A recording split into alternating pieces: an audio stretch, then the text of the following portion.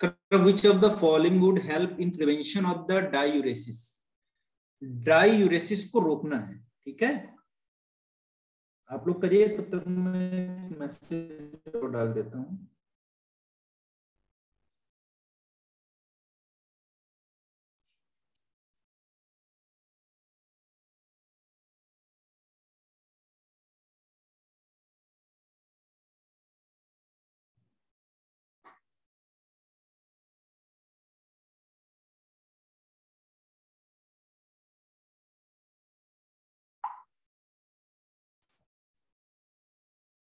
बताओ बेटा, कौन कौन है? गुरप्रीत, आवाज आ रही है सभी को मेरी? खुशी, निकिता, वर्षा, स्नेहा, बताओ बेटा, आंसर बताओ।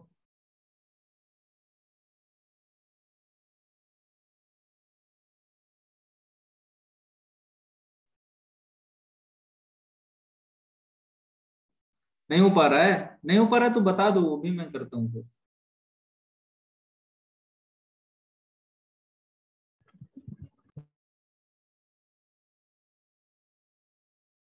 देखिए, क्वेश्चन में पूछ रहा है, आप लोग बोलते भी नहीं हो ना, ये बड़ा प्रॉब्लम। क्वेश्चन में पूछ रहा है which of the following would help in prevention of diuresis. सबसे पहले हमें पता होना चाहिए कि डायूरेसिस क्या होता है। तो डायूरेसिस का मतलब ये हुआ कि एक्सेस वाटर इन यूरिन। तो यूरिन में एक्सेस वाटर का होना क्या कहलाता है? डायूरेसिस कहलाता है। तो करा more water reabsorption due to under secretion of ADH. नहीं, एडीएच का अगर अंडर सिक्रीशन कर दोगे आप, तब तो कहानी गड़बड़ हो जाएगा, क्योंकि एडीएच क्या करता है? एंटी डायूरेटिक हार्मोन जो कि हाइपोथैलेमस में सिंथेसाइज होता है और पोस्टीरियर पिट्यूटरी के थ्रू रिलीज होके ये ब्लड में जाता है, फिर एक्ट करता है जाके किसके ऊपर? एक्ट ऑन, आप बोलोगे डीसीटी के पास एक्ट करता है। और डीसीटी पे एक्ट करके ये क्या करता है? जो वाटर होता है उसके रीअब्जॉर्प्शन को बढ़ाता है, ठीक है, इसके वाटर के रीअब्जॉर्प्शन को बढ़ाता है, ठीक है। तो एडीएच एक्ट ऑन डीसीटी, तो ये तो गलत हो जाएगा। More water reabsorption under secretion, नहीं, अंडर सिक्रीशन में ऐसा थोड़ी करेगा। फिर कह रहा है reabsorption of sodium and water from renal tubule due to aldosterone, ठीक है। तो which of the help in the diuresis, तो अगर वाटर जो है आपका और जो है सोडियम का रीअब्जॉर्प्शन को हम बढ़ा देंगे रीनल ट्यूब्यूल में, तो आप बोलोगे डायूरेसिस कम हो जाएगा, यानी कि वाटर का अमाउंट एक्सेस जो होगा वो यूरिन में कम हो जाएगा, क्योंकि वो रीअब्जॉर्ब कर लिया जाएगा जो है आपका डीसीटी के थ्रू। तो एल्डोस्टेरोन का ये काम करता है, बिल्कुल करता है। एल्डोस्टेरोन भी ये काम करता है ना। तो ये आंसर इसका सही हो जाएगा। तो यानी कि जो यूरिन निकलेगा वो यूरिन अब आपका कैसा होगा? जो है कंसंट्रेटेड होगा, ठीक है। चलो अगला क्वेश्चन देखते हैं।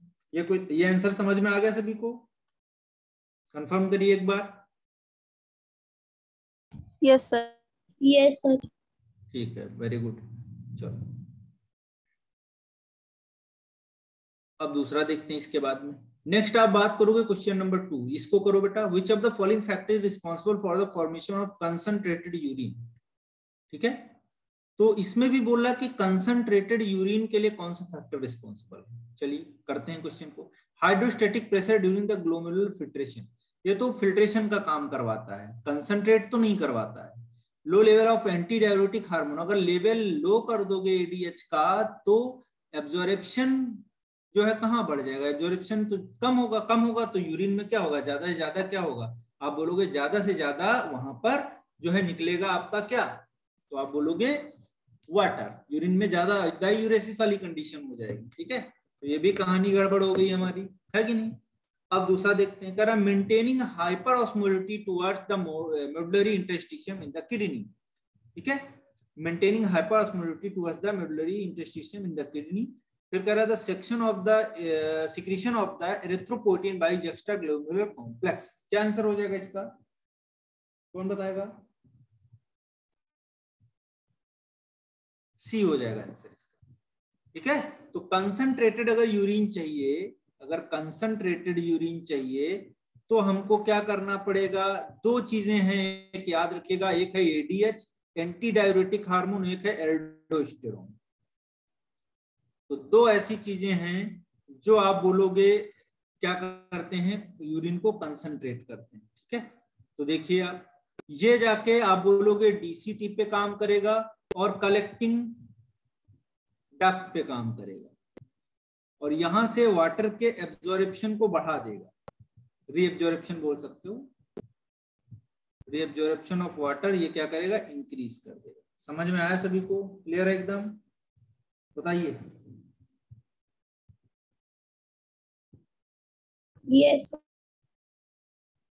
ठीक है, चलो तो आंसर 2 हो जाएगा। तीसरे नंबर पे आते हैं, use of an artificial kidney during the haemodialysis में रिजल्ट इन, बताइए अगर हम हीमोडायलिसिस में जो है किडनी, आर्टिफिशियल किडनी यूज करते हैं, यानी कि हीमोडायलिजर यूज करते हैं, तो वो क्या करता है, nitrogenous waste build up in the body, सही कह रहा है गलत कह रहा है,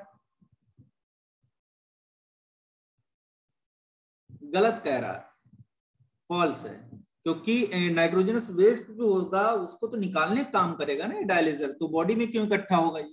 फिर कह non elimination of access potassium ion, क्यों भाई, पोटेशियम आयन को भी वो निकालेगा अगर एक्सेस होगा, तो ये भी गलत होगा, ये दोनों गलत हो गए।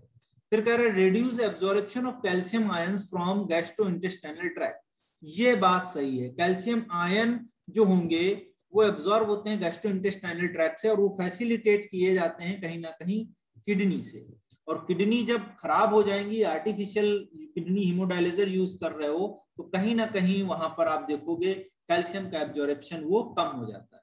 फिर कहा रिड्यूस आरबीसी प्रोडक्शन, ये भी बात सही है, तो ये ट्रू है, ये ट्रू है। अब आरबीसी जो होता है, आप बोलोगे जो जेजी सेल्स होती हैं वो क्या निकालती हैं, एक तो आपका रेनिन निकालती हैं, आपको पता है एक क्या निकालती है, रेनिन निकालती हैं, और दूसरा आपका क्या निकालती हैं, तो आप बोलोगे रेनिन के अलावा जो है दूसरा जो निकलता है वो आपका क्या है, ईपीओ, एरिथ्रोपोइटिक हार्मोन, और ये ईपीओ जो निकलता है ये आरबीसी के प्रोडक्शन के लिए इंपॉर्टेंट होता है, इंपॉर्टेंट फॉर आरबीसी प्रोडक्शन।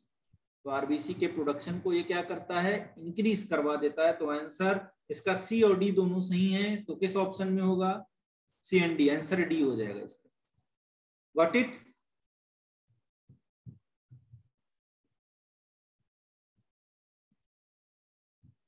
भाई बोलते रहो फटाफट, बोलते रहो, आप लोग बोलोगे नहीं तो कैसे काम चलेगा, सब लोग मतलब एक मेंटेन रखिए डेकोरम कि हाँ सर को आंसर करना है, जैसे उस दिन कर रहे थे आप लोग बहुत अच्छे से। चलिए next, match the given item, column first column second, ठीक है, तो इसको करेक्ट मैच करना है भाई, मैच कर लीजिए आप।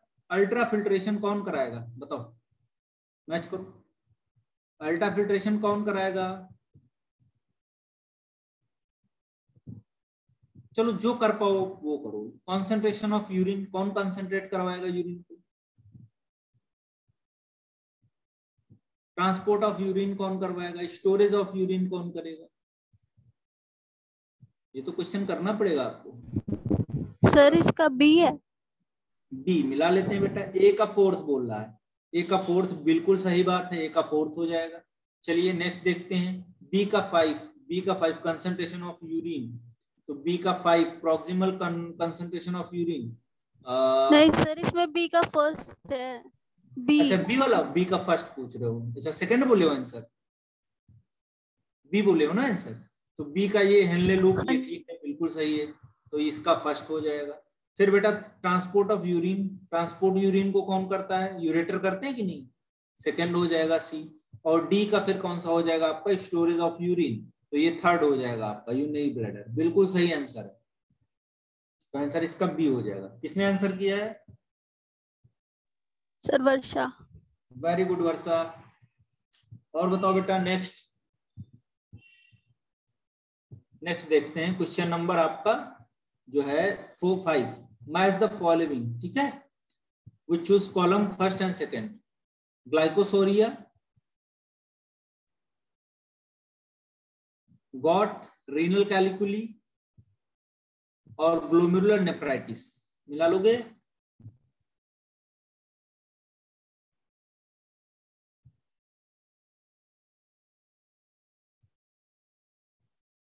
मिलाओ भाई, मिलाओ फटाफट मिलाओ। गॉट क्या है, ग्लोमेरुलोनेफ्राइटिस क्या है, चलो मैं मिला देता हूं, आप लोग अगर नहीं कर पा रहे हो। ग्लोमेरुलोनेफ्राइटिस क्या है, inflammation of glomeruli. Renal calculi क्या है, mass crystallize salts within the kidney. Gout क्या है, आप बोलोगे जो है सर इसका डी इन्फ्लेमेशन है। ऑफ ग्लो, हाँ आंसर डी हो जाएगा ना, डी का आपका फर्स्ट हो जाएगा, ठीक है। और आपका जो है कौन सा बच्चा आपका, डी, डी का आपका थर्ड हो जाएगा, ठीक है। बी का फर्स्ट हो जाएगा और ए का फोर्थ हो जाएगा, ये वाला, ठीक है। चलो, तो ग्लूकोज का पाया जाना यूरिन में क्या कहलाता है, ग्लाइकोसोरिया। चलिए क्वेश्चन पूछा हुआ है, चलिए नेक्स्ट देखते हैं question number 6। A decrease in blood pressure volume will not cause the release of, क्या होगा आंसर इसका बच्चों,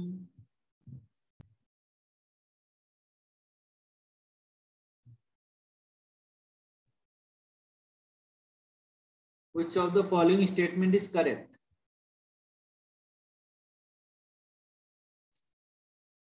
A decrease in blood pressure या volume will not cause the release of, बताओ क्या हो जाएगा आंसर, रेगुलेशन से क्वेश्चन है ये, जल्दी से बताओ फटाफट।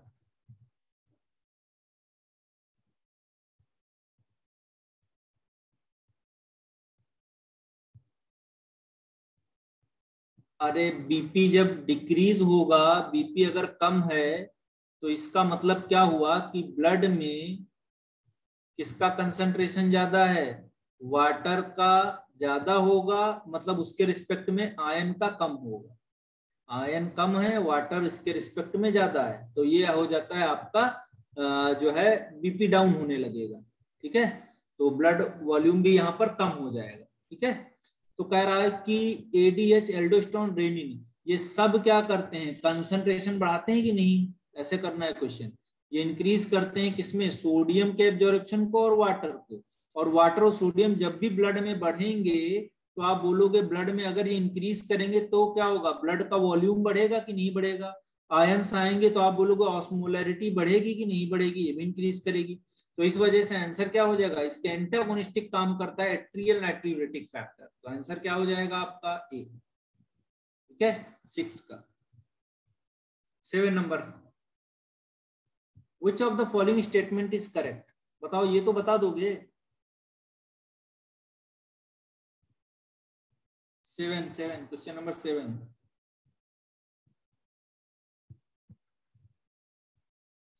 Descending limb of loop of Henle is impermeable for water. देखिए ये आपका यहाँ पर, ये आप बोलोगे पीसीटी था, उसके बाद सर आपका, ऑप्शन सी।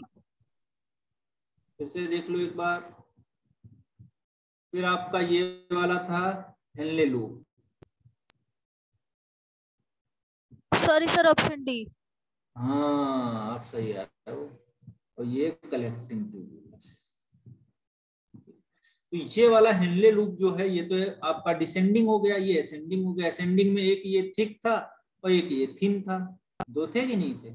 अब देखो यहाँ पर 7 नंबर पे क्या हो जाएगा answer, which of the following statement is correct, क्या करेक्ट। तो देखिए the ascending limb of loop of Henle is impermeable to water, ये वाला आंसर सही हो जाएगा। तो असेंडिंग लिम्ब ऑफ हेनले जो है वो क्या होता है, इम्परमिएबल होता है वाटर के, ठीक है। Next, which of the following Bowman's capsule and glomerulus, which of the function of Bowman capsule and glomerulus, बताओ क्या होगा, Bowman's capsule और glomerulus का क्या रोल होगा। तो ग्लोमेरुलस देखो क्या होता है, Bowman's capsule तो ये ऐसे नीचे होता है, ये Bowman's capsule होता है ये, और इसी के साथ में क्या होता है, ग्लोमेरुला लगा होता है, तो ऐसे ये पूरा ब्लड कैपिलरीज का स्ट्रक्चर होता है ऐसे।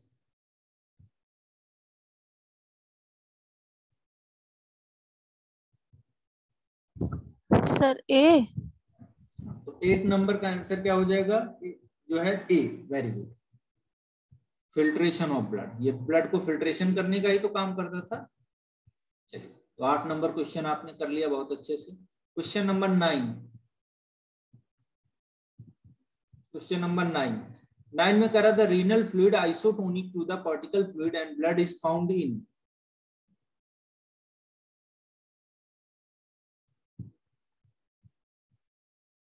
The proximal convoluted tubule and distal convoluted tubule. Answer हो जाएगा इसका 9 का सी।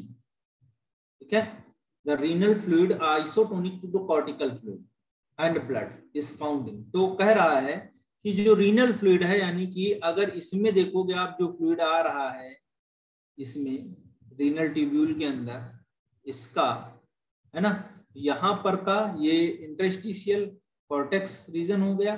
ठीक है, तो यहाँ पर आप बोलोगे ये कॉर्टिकल रीजन है ना, यानी कि, और जो है अब पूछ रहे हैं ना renal fluid isotonic to cortical fluid, तो कॉर्टिकल फ्लूइड ही हो जाएगा।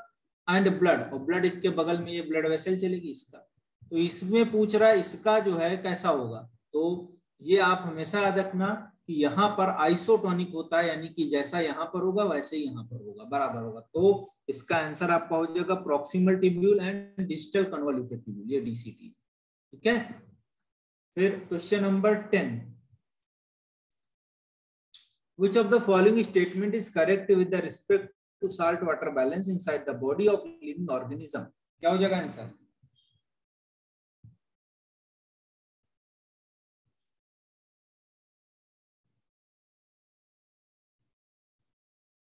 Which of the following statement is correct with respect to salt water balance inside the body of living organism? When water is not available, camels do not produce urine but store urea in tissues. Salmon fish excrete lot of stored salts through gills membrane when in the fresh water. Fresh water में पाई नहीं जाती salmon fish. Paramecium discharges concentrated salt solution by the contractile vacuole. नहीं, contractile vacuole से ये salt solution को release नहीं करता है, excess water को release करता है. The body fluid of the freshwater animal is generally hypotonic to surrounding water. Body fluid कह रहा है freshwater animal का generally hypotonic होता है surrounding water के. तो हाइपोटोनिक होगा तो इसका मतलब क्या हुआ कि जो है सराउंडिंग वाटर का the body fluid of fresh water animals are generally hypotonic. तो हाइपोटोनिक होगा तो बाहर का आयन सब इसमें आ जाएगा बॉडी के अंदर, तो ऐसा तो होना नहीं है, तो ये भी गलत है। तो आंसर इसका क्या हो जाएगा? फर्स्ट 10 का। ठीक है, फिर 11 नंबर हम देखते हैं, question number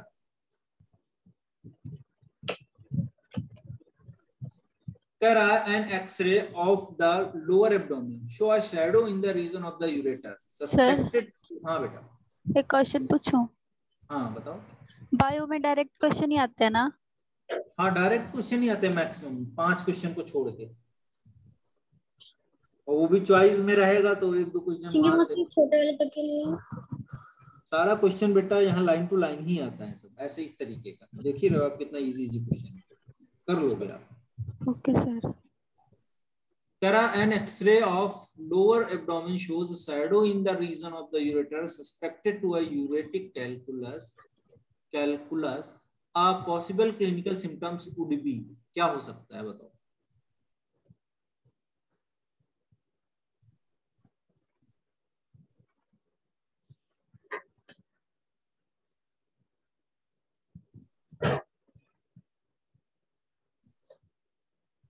Which part of the nephron is impermeable to water?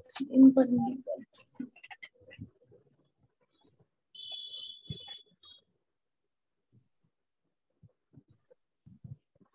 कर पाओगे? सर ये समझ नहीं आया 11th वाला। नहीं समझ में आया? चलो मैं करता हूँ। बोला एक्सरे हमने किया है तो लोअर एब्डोमेन का, तो वहां पर जो यूरेटर है, मान लो ये किडनी थी और इसका जो यूरेटर था, ये यूरेटर था, यहाँ पर इसको एक शैडो दिखा है यहाँ पर, यानी कि यहाँ पर कोई रीनल जो है कैलिकुलाई है। ठीक है, कोई स्टोन टाइप में। ठीक है, तो कह रहा है ureteric calculus a possible clinical symptoms should be. तो क्या हो सकता है पॉसिबल क्लिनिकल सिम्टम्स क्या हो सकते हैं? एक्यूट रेनर फेलियर, किडनी तो सही से काम कर रही, कोई दिक्कत नहीं। एन्यूरिया, एन्यूरिया का मतलब होता है failure of kidneys to produce urine, हो सकता है क्योंकि यहाँ पर ये अगर रोक देगा तो यूरिन भरता चला जाएगा तो इसमें भी भर जाएगा। तो हो सकता है कि यहाँ पर एन्यूरिया हो जाए, failure of the kidney to produce urine. इसके मैं मतलब लिखे दे रहा हूं यहाँ पर, failure failure of kidney to produce urine, तो यूरिन प्रोड्यूस नहीं कर पाएगा। दूसरा हीमेट्यूरिया, हीमेट्यूरिया का मतलब ब्लड वेसल, मतलब ब्लड कार्पसल्स का ब्लीडिंग का। तो इसमें आंसर बेटा क्या हो जाएगा आपका 11 का बी हो जाएगा। ठीक है, बाकी कुछ नहीं होगा। मोटर एफेजिया भी नहीं होगा, न्यूरो डिसऑर्डर है। क्रोनिकल रीनल फेलियर नहीं, ऐसा भी नहीं होगा। ठीक है, चलो 12 नंबर करते हैं क्वेश्चन। तेरा which part of the nephron is, हाँ देख लिया क्या आंसर इसका बेटा? डी। डी होगा, सही से देखो एक बार, 12th वाले का ना? हाँ 12th वाले का सही से देखना, जल्दबाजी की जरूरत नहीं है। डी पक्का। Which part of nephron is impermeable to water? Water के लिए impermeable कौन सा है? अभी बताया आपने कि यहाँ पर दो हैं, एक डिसेंडिंग है और एक असेंडिंग है। असेंडिंग वाला बेटा impermeable रहता है वाटर के लिए, ठीक है। डिसेंडिंग वाला जो है परमिएबल रहता है। तो आंसर इसका क्या हो जाएगा? सी हो जाएगा। ठीक है, उल्टा बता रहे हो आप।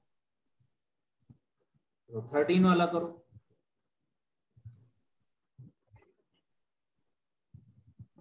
क्वेश्चन नंबर 13 करिए।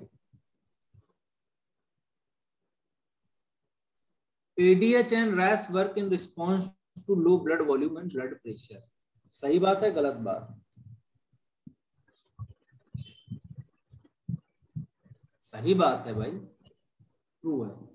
ADH and RAS anti diuretic hormone और RAS ये दोनों कब काम करते हैं, तब एक्टिवेट होते हैं ये जब आप बोलोगे वहां पर क्या होगा, ब्लड में ब्लड प्रेशर कम, मतलब ब्लड प्रेशर क्या होगा, कम होगा, लो होगा। ठीक है, तभी एक्टिवेट होते हैं। ठीक है, दूसरा ब्लड प्रेशर कम है तो आप बोलोगे आयन का अमाउंट भी कम हो जाएगा और आप बोलोगे वाटर का भी अमाउंट कम हो जाएगा। तो इसका मतलब क्या हुआ, ब्लड में वाटर और जो है आयन दोनों कम हो गए तो कैसा हो जाएगा, ब्लड प्रेशर लो हो जाएगा। तो इसका मतलब क्या होगा, एडीएच और रैस एक्टिवेट होंगे। एडीएच क्या करेगा, आप बोलोगे वाटर के रीएब्जॉर्प्शन को बढ़ा देता है डीसीटी के पास में और कलेक्टिंग डक्ट के पास में, है ना। ठीक है, नहीं बेटा बॉटनी का क्लास नहीं होगा, बॉटनी में क्या सर वो रिकॉर्डेड आपको दे देंगे लेक्चर जो भी होगा, बाकी जितने दिन भी क्लास चलेगा मैं ही लूंगा। ये क्वेश्चन मुझे करवाना है, ठीक है, तो ये क्वेश्चन मैं करवा दूंगा आपको फिजियोलॉजी। ठीक है, ऑलमोस्ट करा भी दिए कई सारे चैप्टर के, 4 चैप्टर के लगभग, 3 चैप्टर के। आज भी 2 चैप्टर हो जाएंगे हम लोगों के, फिर हमारे 2 चैप्टर बचेंगे वो हम लोग आगे करवा देंगे। ठीक है, कल वाली क्लास में। कौन सी क्लास होगी? ठीक है बेटा, ठीक है अनु, चलो। तो ब्लड प्रेशर यहाँ पर क्या होगा, मैंने बोला राइस और एडीएच काम करेंगे और ब्लड प्रेशर को रेगुलेट करके ऊपर ले जाने काम करते हैं, बढ़ाने का काम करते हैं, आप रेगुलेट करते हैं। ठीक है, तो ये हो जाएगा आपका इसका काम। राइस का भी काम क्या है आपको पता है, राइस पूरा जेजी सेल्स होती हैं, वहां से रेनिन निकलता है और रेनिन निकल के, सिंगल एन है रेनिन, ठीक है, रेनिन निकल के क्या करता है, तो आप बोलोगे एंजियोटेंसिनोजन जो है फर्स्ट को कन्वर्ट करता है एंजियोटेंसिनोजन सेकंड में, फिर यहाँ पर निकलता है आपका जो है एसीए लंग की एपिथेलियल सेल से एंजियोटेंसिनोजन कन्वर्टिंग एंजाइम, और ये क्या करता है एंजियोटेंसिन में कन्वर्ट कर देता है। फिर आप बोलोगे ये क्या करेगा, तो ये एज अ वैसोकॉन्स्ट्रिक्टर यूज होता है, ब्लड वेसल को कॉन्स्ट्रिक्ट कर देता है, पीसीटी पे काम करता है, जाके एब्जॉर्प्शन को बढ़ा देता है, और ये सब कर करा के क्या करता है अल्टीमेट ब्लड के जो है लेवल को ये बढ़ा देता है, मतलब ब्लड प्रेशर को बढ़ा देता है सीधे समझ। ठीक है, तो ये काम हो गया रैस का। इसका एंटागोनिस्टिक कौन है, आप बोलोगे एंटी जो एट्रियल नाइट्रोरेटिक फैक्टर एएनएफ। फिर देखिए ANF work in response to high blood pressure, बिल्कुल हाई ब्लड प्रेशर होगा तो उसको कम करने का काम कौन करेगा, एएनएफ करता है। ठीक है, तो एएनएफ करता क्या है, देखिए एट्रियल नाइट्रोरेटिक फैक्टर है, तो देखिए यहाँ पर जो एट्रिया होते हैं इनके वॉल के ऊपर स्ट्रेच रिसेप्टर प्रेजेंट होते हैं, तो जब ज्यादा ब्लड आता है, ब्लड का थोड़ा अमाउंट ज्यादा हो जाता है तो ये ज्यादा स्ट्रेच होंगे, और ज्यादा स्ट्रेच होंगे तो इनके रिसेप्टर्स भी स्ट्रेच होंगे। तो यहाँ पर कुछ सेल्स होती हैं वो निकालती हैं एट्रियल नाइट्रोरेटिक फैक्टर, यानी कि डिटेक्ट किसने किया, एट्रिया ने डिटेक्ट किया कि ब्लड प्रेशर ज्यादा है, ब्लड वॉल्यूम ज्यादा है, अब एएनएफ निकलेगा और वो सब एंटागोनिस्टिक काम करेगा रास के। और आपको पता है क्या क्या करता है, ब्लड प्रेशर को कम कर देगा, ब्लड वॉल्यूम को कम करेगा, साल्ट के कंसंट्रेशन को कम करेगा, और अल्टीमेट ब्लड प्रेशर जो बढ़ा हुआ होगा उसको वो नॉर्मल कराने का काम करेगा। तो दोनों स्टेटमेंट सही है, लेकिन पहले वाले का स्टेटमेंट सही तो है लेकिन रीजन ये नहीं है दूसरा जो दिया हुआ है। तो ये आपका हो जाएगा आंसर इज बी, कि both assertion and reason are true but reason is not the correct explanation of the assertion। ठीक है, समझ में आया? Yes sir. Yes sir. बेटा फिजियोलॉजी चल रहा है अभी, ठीक है, और टाइमिंग का मैंने डाल दिया था वैसे अनु, कोई बात नहीं, आपको मैं वो भेज दूंगा, इसका इमेज भेज दूंगा, आप कर लेना आंसर इसका, तो मैंने करवा ही दिया है, ठीक है, कोई टेंशन वाली बात नहीं है। टाइमिंग क्या होगा इन्फॉर्म पहले कर देना। देखो मेरा वाला टाइमिंग सेम ही रहेगा 9 बजे से, ठीक है, और ये बॉटनी वाला 1-2 क्लास ही होना है, जो भी होना है आपका, तो देख लेंगे, टाइमिंग मैं बता दूंगा। 9 से मतलब 9 से 10 रहता है सर का, 10 से 11, तो अगर पहले मैं फ्री हो जाता हूँ तो 9 से मैं ले लूंगा, जब भी उनका परसों फिर क्लास पड़ेगा सर का। तो सर टाइमिंग क्या होगा इन्फॉर्म पहले करें। सर कौन सा चैप्टर करा रहे हो आप, बॉस मुझे पता नहीं था, कोई बात नहीं, ये चैप्टर चला बेटा एक्सक्रीशन वाला, ठीक है, और इसके बाद में हम लोग अभी आगे पढ़ेंगे एक्सक्रीशन के बाद में जो नेक्स्ट चैप्टर है लोकोमोशन, उसको करवा देंगे आपको, ठीक है। तो ये मैंने क्वेश्चंस करवा दिए, इसके लगभग 13 क्वेश्चन है, प्रीवियस ईयर में पूछा भी गया है इनको, और बहुत इंपॉर्टेंट है, इन्हीं में से क्वेश्चंस आ जाएंगे आपके। तो ये लास्ट ईयर पे जो भी पूछे गए क्वेश्चंस वो जरूर करके आप जाइए, ठीक है। तो ये इतना कॉन्सेप्ट मैंने दे दिया आपको, जो इम्पोर्टेंट क्वेश्चंस हैं यहाँ पर मैंने करवा दिए। अब हम लोग अगले नेक्स्ट पार्ट में चलते हैं, जो कि हमारा नेक्स्ट चैप्टर है लोकोमोशन एंड मूवमेंट। सर आप ये क्वेश्चंस ग्रुप में भेज देना। ठीक है बेटा, भेज देंगे। लोकोमोशन एंड जो है मुझे याद दिला देना, ठीक है। लोकोमोशन एंड मूवमेंट की जब बात करोगे आप, तो लोकोमोशन एंड मूवमेंट में देखते हैं हम लोग क्या क्या क्वेश्चंस हैं। चलिए, तो पहला ये आपका क्वेश्चन सामने दिख रहा होगा आपको, आप एक बार ट्राई करिए, कोशिश करिए करने की, ठीक है। चलिए पहला क्वेश्चन पढ़िए आप लोग। During muscle contraction which of the following event occur. चलो गुरप्रीत है कि नहीं है आज? वर्षा, स्नेहा, दीपिका, अनु, गीता, बताओ। अच्छा जितने लोग हो उसी में से बताओ।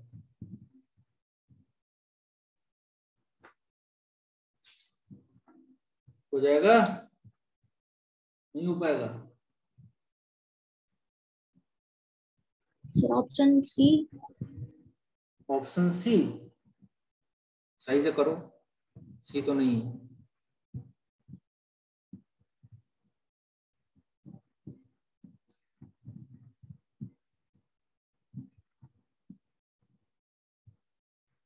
वेरी गुड, एक आंसर आ चुका है।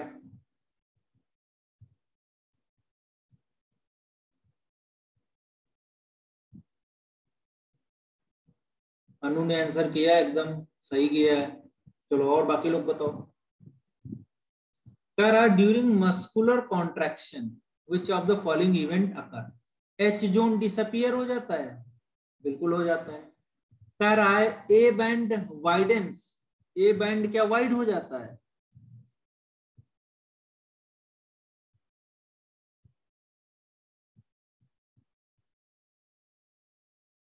बताओ, नहीं होता है।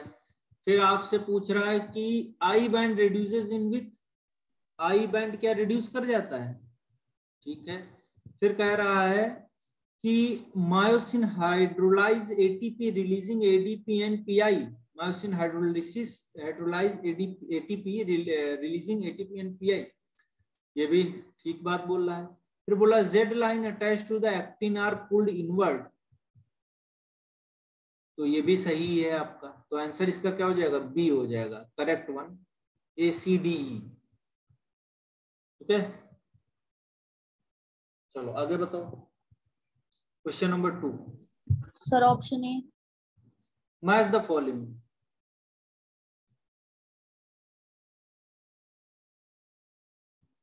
Match the following. चलो स्कैपुला, किसने आंसर किया बेटा? सर खुशी। खुशी ने बोला है कि आंसर इसका है आपका ए। चलो बाकी लोग कर लो। पहला स्कैपुला, स्कैपुला किस कहां पर कैसा है? Flat bone, triangular flat bone क्या है?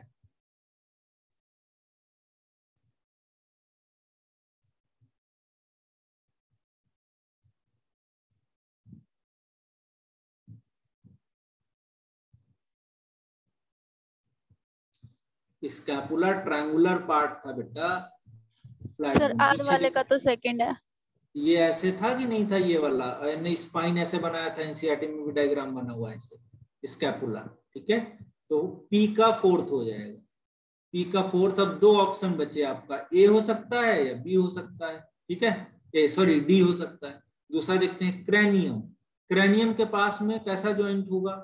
कार्टिलेजिनस ज्वाइंट होगा कि फाइब्रस ज्वाइंट होगा? वो नहीं आ रहा तो आर वाला भी कर सकते हो आप। स्टर्नम कैसा होता है? आप बोलोगे फ्लैट बोन होता है ना, आगे की तरफ प्रेजेंट होता है। आर का सेकंड, आर का सेकंड। तो आंसर क्या दिया था खुशी ने? ए। देखो यहीं से क्वेश्चन मेरा हो गया, पूरा करना भी नहीं पड़ा मुझे। ठीक है, वेरी गुड वर्षा, बहुत अच्छे बेटा।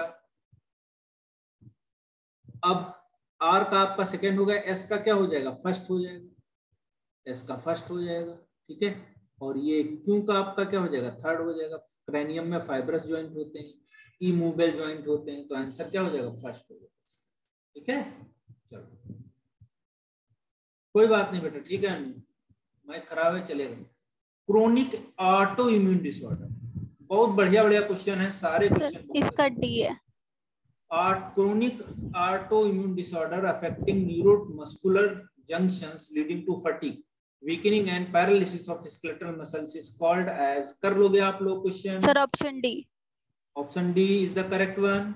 माइस्थेनिया ग्रेविस, बोलो सभी लोग। Yes sir. सर फोर्थ का भी डी है। चलिए बहुत अच्छे, वाह क्या बात।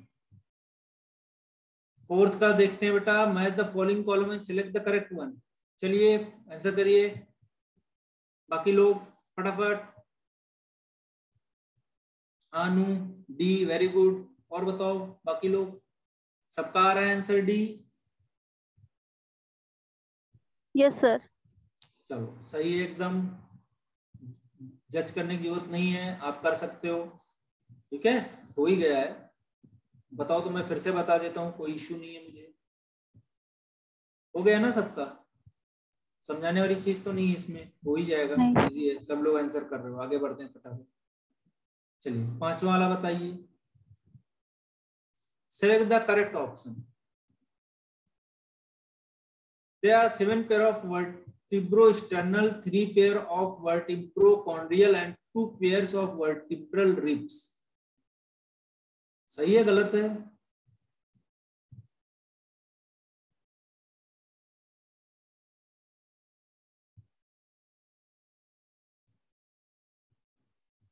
बताओ, इसको भी बताना पड़ेगा क्या बच्चा? ये स्टर्नम था कि नहीं था? कल भी बताया था मैंने। फिर यहाँ पर रिब्स थी कि नहीं थी? पीछे से आ रही थी, 1 2 3 4 5 6 7, 7 ऐसे थी कि नहीं थी? तो कह रहा there are 7 pair of vertebro sternal.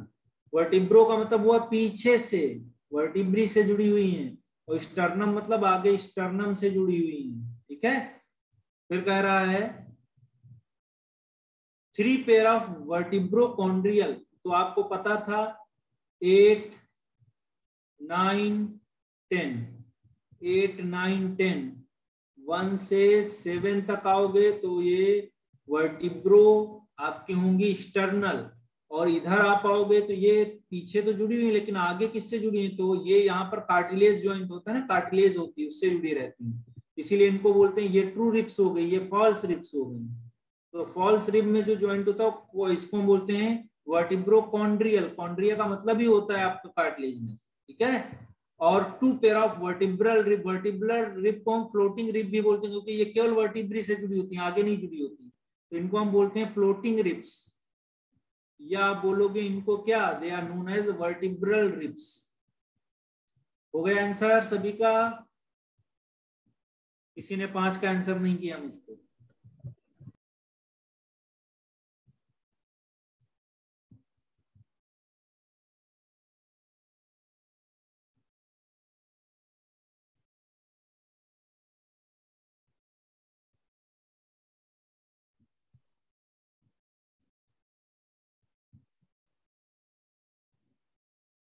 चलो आगे बढ़ते हैं। Next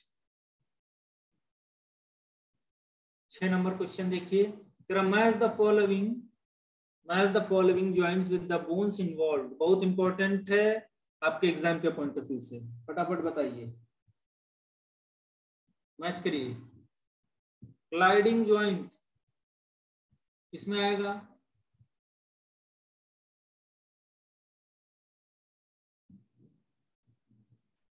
between the carpel. हो गया आंसर, यहीं से हो गया, ये हो जाएगा 6 का ये।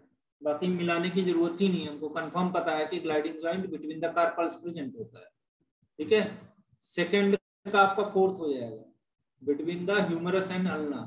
पाइवट जॉइंट 3 का second, atlas and axis. Saddle joint between the carpal and metacarpal.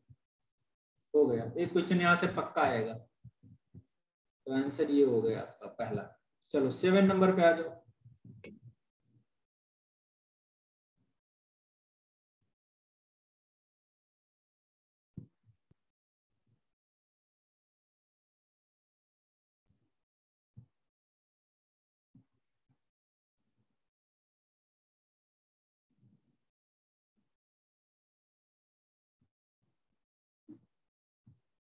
चलो बेटा फटाफट 7 number. Which of the following muscular disorder is inherited? कौन सा आंसर हो जाएगा? जेनेटिक डिजीज कौन सा है? टिटेनी सर सी। सर सी होगा बेटा,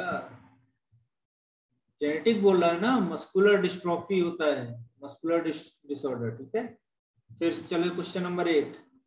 calcium is important in skeletal muscles contraction because it bind to the troponin to remove the masking of actin site, active site of actin for myosin. सही है, यही answer हो जाएगा। Activate the myosin ATPase by binding to it, नहीं। Detach the myosin head from the actin, नहीं। Prevent the formation of bond between the myosin cross bridge and, नहीं, ये भी नहीं होगा। पहला आंसर हो जाएगा। Binds to troponin to remove the masking of actin. तो एक्टिन की जो एक्टिव साइट्स होती हैं उनकी जो है अनमास्किंग को हटाता है, अनमास्किंग करता है उनको। ठीक है, मायोसिन को बाइंड करने के लिए।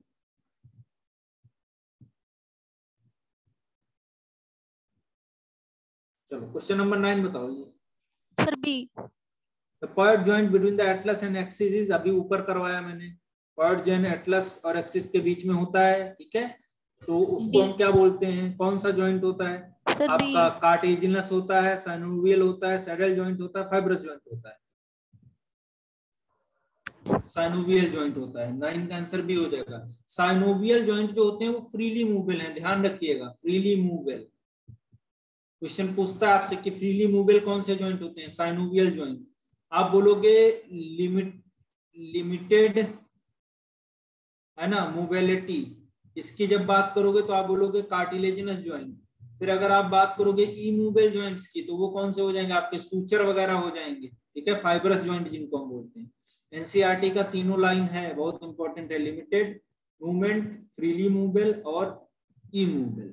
ठीक है, चलो आगे बढ़ते हैं। क्वेश्चन नंबर आपका नेक्स्ट है कौन सा? 10। Sir D. बताइए क्या हो जाएगा आंसर, फटाफट बताइए। D। बाकी लोग बताइए। 10 का डी। बाकी लोग भाई बताओ क्या बोल रहे हो?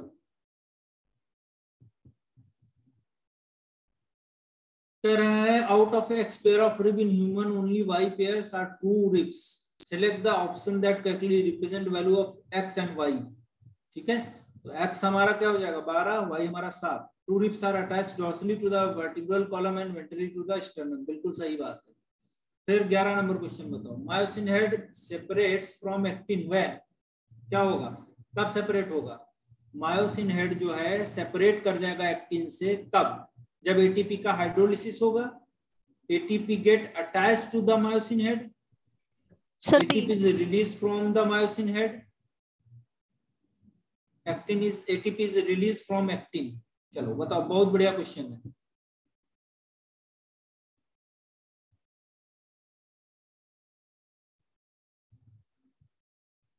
स्लाइडिंग फिलामेंट थ्योरी से, जिसको हक्सले ने दिया था। ये क्वेश्चन कहां से है? Sliding filament theory. Sliding filament theory याद है? सर ए। ये कहाँ से हो जाएगा? एटीपी का जब हाइड्रोलिसिस होता है यानी कि वो टूटता है एटीपी प्लस फॉस्फेट इनऑर्गेनिक में, तब तो आपका क्या होता है? क्रॉस ब्रिज बनता है, क्रॉस ब्रिज का फॉर्मेशन होता है। चलो आगे बताओ दूसरा, ATP get attach to the myosin head, ठीक है, तो जो जो है gets attach to the myosin head, तो इसमें बोला कि myosin head separate from actin when ATP get attach to myosin head. तो एटीपी जब आके जुड़ता है किससे? मायोसिन के हेड से, ये मायोसिन है मान लो, अपनी साइट पे आके एटीपी जैसे जुड़ेगा वैसे क्या होता है, ये आके जो है ये ऐसे अटैच होता है, ऐसे क्रॉस ब्रिज जो है ऐसे ये इधर लाता है, तो जैसे ये आके एटीपी जुड़ेगा इससे तो ये तुरंत क्या होगा? रिलैक्स हो जाता है, ऐसे हो जाता है और एक्टिन को फ्री हो जाता है। तो वही है आंसर भी हो जाएगा, ATP get attach to the myosin head and myosin head separates from the actin. ठीक है, यस समझ में आया कि नहीं? Yes sir. चलो आगे बढ़ते हैं, नेक्स्ट इसके बाद में बात करते हैं हम लोग 11 के बाद में नेक्स्ट 12। चलिए क्वेश्चन नंबर 12 आपके सामने स्क्रीन पे,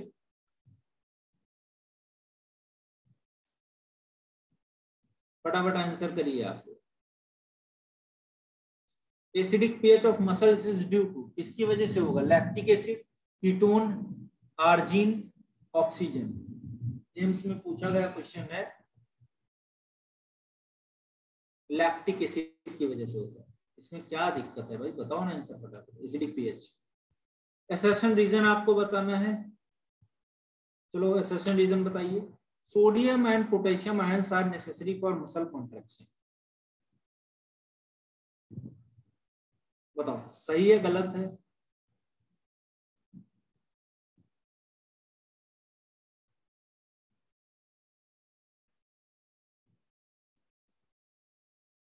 बताओ भाई।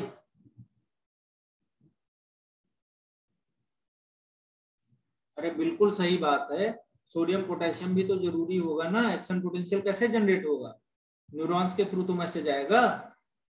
Sodium and potassium concentration changes across the muscle cells membrane resulting development of potential differences। ये भी बिल्कुल बात सही है, तो ये आंसर इसका हो जाएगा 13 का ए। ठीक है, फिर कह रहा total number of bones in hind limb of arm is, ये मैंने अभी लास्ट क्लास में ही आपको बताया था, एक दिन रिवीजन करा रहा था, बता दो answer.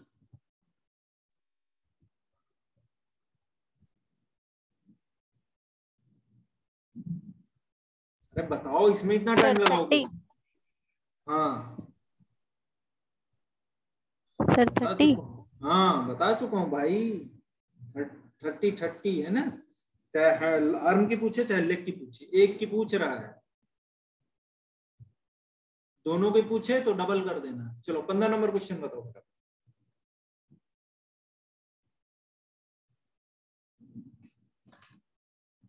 Question number 15,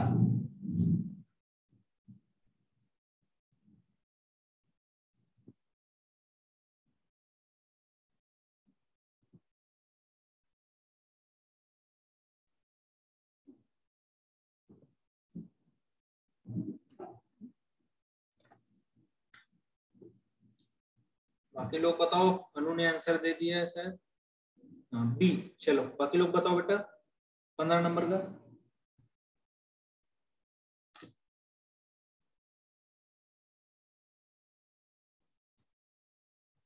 on stimulation a muscle cell releases calcium ion from sarcoplasmic reticulum. जी बिल्कुल ट्रू बात है, याद करो आप लोग, मैंने बोला था कि सार्कोप्लाज्मिक रेटिकुलम जो है SER, वो स्टोर्ड हाउस है for the calcium ion, calcium के लिए स्टोर हाउस है। ठीक है, और कैल्शियम यहाँ से निकलता है, तो दिक्कत हो जाएगा आंसर इसका। चलो आगे बताते हैं, तो ये तो आंसर सही है। फिर क्या, by reacting with the protein complex calcium uncover active site on the actin filament, ये भी बात सही है, तो ये आपका सही है, ये भी सही है। तो बोथ असर्शन रीजन सही है, लेकिन करेक्ट एक्सप्लेनेशन नहीं है, इसीलिए आंसर इसका क्या हो जाएगा? 15 का बी। बिल्कुल सही बात है अनु, वेरी गुड। चलो 16 वाला बताओ बेटा। The H zone in the skeletal muscle fibre is due to, किसकी वजह से होगा?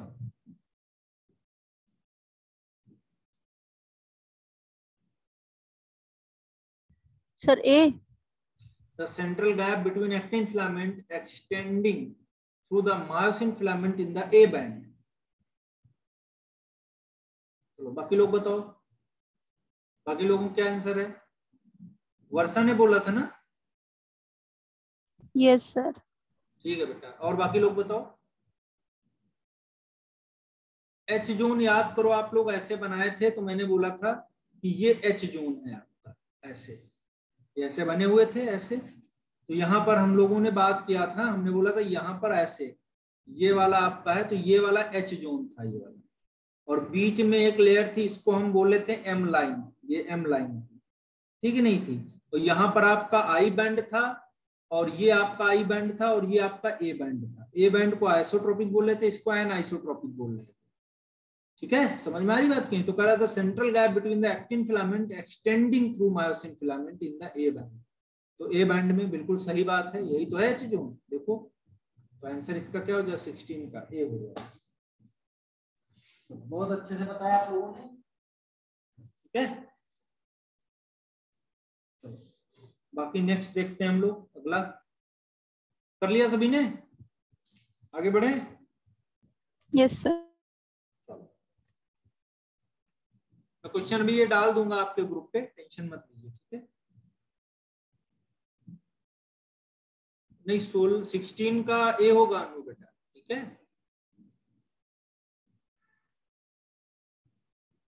चलो फटाफट करो, क्वेश्चन सामने आपको दिख रहा है। 1 नंबर का है नहीं, 2 नंबर से करो।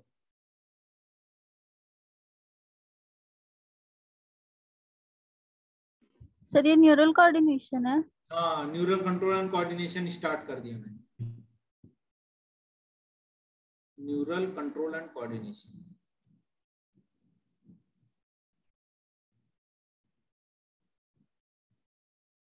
ये बहुत लास्ट में हेल्प करेगा आपको, समझ लो। यहीं से क्वेश्चंस आपके आ जाएंगे अगर कॉन्सेप्ट अच्छा रहेगा, बहुत सारा। बी चलो करो, बाकी लोग करो भाई, बाकी लोग करिए फटाफट। Which part of brain is responsible for the thermoregulation? Answer क्या हो जाएगा? थर्मोरेगुलेशन के लिए कौन सा रिस्पॉन्सिबल है? कौन सा पार्ट रिस्पॉन्सिबल है? जल्दी से बताओ, बहुत सिंपल क्वेश्चन है, एकदम इजी इजी। जो बताएगा उसको मेरी तरफ से एक चॉकलेट।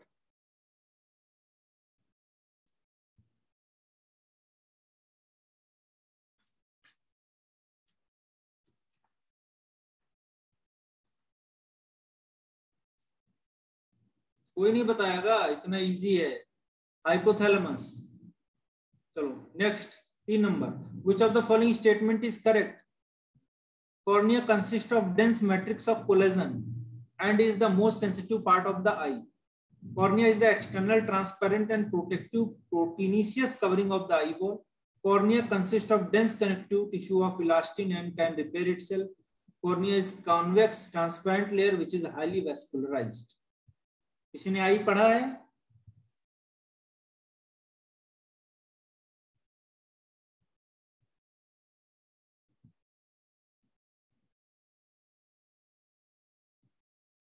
तो भाई ये हो जाएगा आंसर।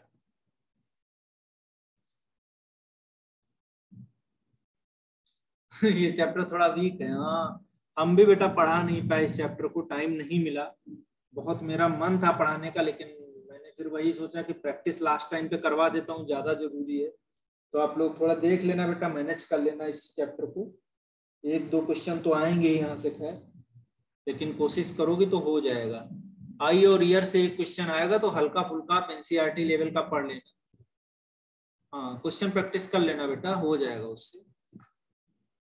जहां पर प्रॉब्लम हो थोड़ा बहुत तो बताना, मैं हेल्प कर पाऊंगा जो भी। चलो, which of the following statement is not correct? Crayon action potential in a axon does not move backward because the segment behind is an refractory phase. Depolarization of hair cell of cochlea result in the opening of the mechanically gated potassium ion channel. नहीं। फिर आप बोल रहे हो rod are very sensitive and contributed to daylight vision. नहीं, ये तो night के लिए होते हैं ना, डे लाइट विजन के लिए थोड़े होते हैं। इनकरेक्ट है ना, आंसर नंबर 4 का सी हो जाएगा, ये सही। Which of the following receptor are specially responsible? अच्छा चलो ये भी बात सही है आपकी, इंपॉर्टेंट टॉपिक मैं बता देता हूँ। 4 मिनट बचे हैं, चलो मैं क्वेश्चन भेज दूंगा, आप लोग करते रहना, आंसर भी डाल दूंगा। इंपॉर्टेंट टॉपिक लिख लो इसमें, ठीक है, क्योंकि ये क्वेश्चंस थोड़ा यहाँ पर आप पढ़े नहीं हो तो मुश्किल लगेगा, मैं समझ रहा हूँ। इंपॉर्टेंट टॉपिक में क्या देखो, कराया आज आपने? आज सारे क्वेश्चंस डिस्कस किए मैंने। इंपॉर्टेंट टॉपिक मैं बताया दे रहा हूँ, neural control and coordination, NCC. पहला आप देखो इसमें नर्व इंपल्स कंडक्शन, यहां से क्वेश्चन आने की पूरी प्रोबेबिलिटी।